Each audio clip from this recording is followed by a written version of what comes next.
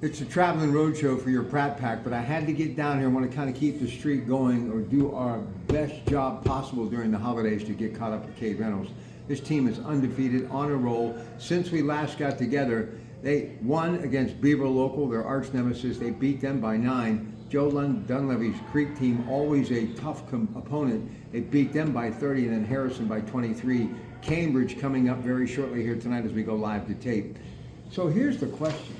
How are you scoring runs in bunches like this? What's up with that?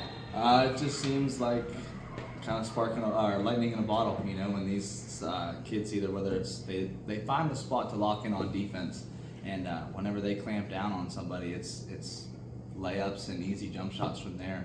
I don't know how they do it, but I'm going to keep this thing rolling. But everything we do on offense is just starting with our defense. Look, not making any comparisons, but I remember Nick Alloy and Nate and others would that ball was going this way. It seems like you're going north and south a lot. You're really shrinking these courts by airing the ball out, and that's one of the reasons why I think you're scoring a lot of points quickly. It's nonstop north and south, isn't it? Yeah, especially, we're telling a lot of our guards, see all the flashy moves and going, east and west, but we have to get downhill. We have to get going north and south. And especially with us having not a ton of basketball players, but a ton of athletes, let's use your speed, use your strength, and just get downhill and let's score some points. Are you shocked at 5-0? You want to be undefeated, but honestly, because you lost some seniors, I thought it might, and usually from all the years that I've done basketball, this time of year is just kind of, getting used to being in those sneakers and being on the hardwood. But it seems as though you're playing like it mid-season, and you've got some really tough opponents coming up too, but you really have hit your stride early. Yeah, I don't want to say I'm shocked, but definitely, I'll be honest, I was nervous. My first year taking over, opening up with Lincoln Park. The season's delayed 2 weeks because the football team did so well. So yeah, I definitely had my worries, but I've been around these kids, since they were freshmen, some of them since they were in 7th grade. I know what they're capable of, and I think we're almost to hitting our stride. We definitely have some things to clean up, but we're definitely getting better for sure. Do you miss the big holiday tournaments? Yes, and hopefully maybe some breaking news here. I think we might see it back next year.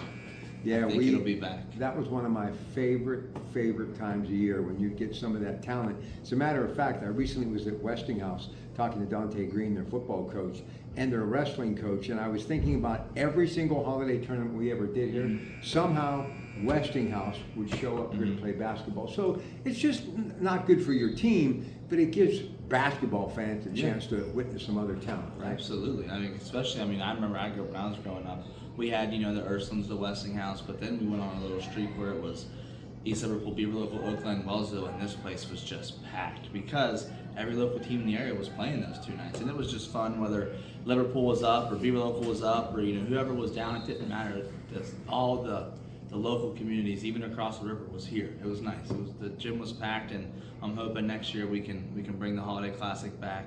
Maybe even include some girls teams and have some fun again. Let me just tell you how appreciative I am of East Liverpool and how much people appreciate East Liverpool and know more about this program and this community than you might realize. So for years, when I was doing the play-by-play, I was doing television on a regular basis. Well, in recent years, my social media platform, which is really stretched across the board from X, YouTube, obviously Facebook, and I'm doing a lot of different things to tie in with what we're doing with, of course, KDK Radio and the Power of Bowser basketball games. Got coming up this week, it's going to be a great one. We've got North Allegheny and Pine Bush. I'm going to try to catch up with those 2 coaches a little bit later on. But I'm visiting all these different places, and because so many people are plugged into what I'm doing on social media, I was with Ralph Blundu at Newcastle. They got a big win against North Hills last night in KDK. I saw you at East Liverpool. Let me tell you a story about East Liverpool. And I remember East Liverpool. So this community has been known for a long time as a basketball town. And not that I didn't realize it, but there's a lot of basketball history here. Oh, it's huge. Even as a player, all the kids that come through this program, they hear name after name after name and legend after legend after legend. And then, coaching here comes with those high expectations is to get to that district final every year. And it's definitely a basketball town for sure. Now, I'm glad to see the football team having the success they are. I think that's great. I hope we can continue and maybe we can be a basketball and a football town. Promoting this basketball team, I know you got to get back to your team. but promoting this team is so key to you. And it's one of the reasons why, on my own dime, I'm really trying to promote East Liverpool more than ever, but especially because of this young man's effort. But it is key today because of social media and all the different aspects. As far as getting the word out, you've got to get the word out because you got to get people interested in this program, especially the younger people in the community. Yeah, absolutely. I mean, like you said, with everything being on social media, you know, when COVID come through, I think it pushed a lot of people to watch games from home, which at the time I think was great. You know, when COVID was here, it was good that they could still watch the games at home. But now that COVID's gone, you know, everyone's starting to get healthy again, and let's start filling these seats up. But people that are still on social media, they need to see these kids. They need to see how great they are on and off the court, in the classroom, just as humans. So it's definitely my goal is to get these kids all the spotlight they deserve because these 8 seniors deserve it. They do. East Liverpool basketball coach Kade Reynolds. And the other thing, and I've been told this by coaches, there's no really recruiting anymore per se where they show up in the stands like they once did. Mm-hmm.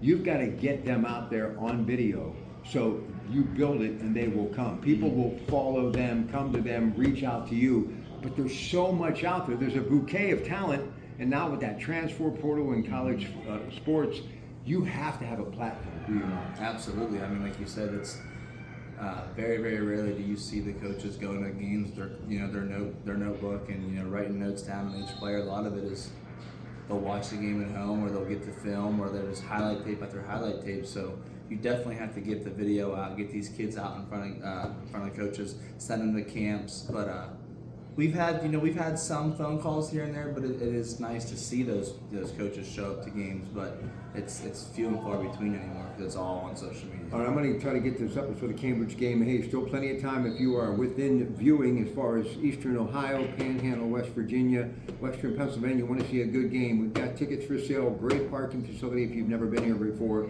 and there's not a bad seat in the house. Potter Fieldhouse. We'd love to see you here. Tell me about the Bobcats. What do you know about it? They can shoot it. Cambridge is tough. They got three guards who are really good shooters. They got 2 of them who are elite basketball players. I think this one's going to be a track meet. I think they're going to try to get up and down with us, and hopefully it's a good one. It's a fun one for the Potters tonight. All right, so the tumblers, by the way, are turning, and the vault is open for business tonight. So after the game, before the game, get there. All sorts of wonderful things happening for the holidays. We got to take care of those folks because tell them what they're doing for you. The vault. Yeah, so the vault has generously donated $25 gift cards to our hard hat winner of the night, and the hard hat isn't the kid who scores the most points every night. It's the kid who does the dirty work, plays his butt off, gets down in the stance and plays defense, and might do some stuff that doesn't show up on the stat sheet, but got us to a victory that night. So it's awesome what they're doing for the kids. I'm going to either get back Thursday, Saturday, whatever. Who knows? I'll do my best next week. Very busy schedule, but what I want to try to do for this guy, because he's so proactive, get some of these folks that are really backing the boosters, putting their time and effort and maybe sponsorship involved in the program or whatever. Maybe give them a little spotlight on these shows as well too, because it's all about community. It's what it's all about.